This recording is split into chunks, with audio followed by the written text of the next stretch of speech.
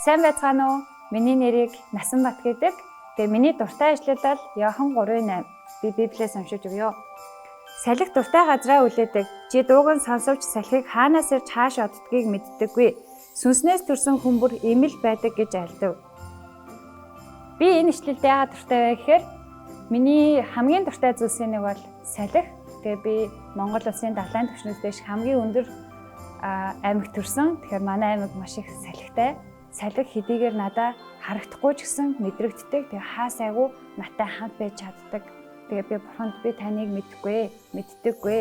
Тийм учраас та надад өөрийгөө мэдүүлж өгөөрэй гэж. Тийм учраас та нар маань ч гэсэн яг бурханы туйлын амьд үг болох энэ Библийг үнэхээр хичээнгүйлэн уншаарай. Тэгээ бурхан та нарт өөрийгөө бас энэ үгээрээ дамжуулан мэдүүлэх болно.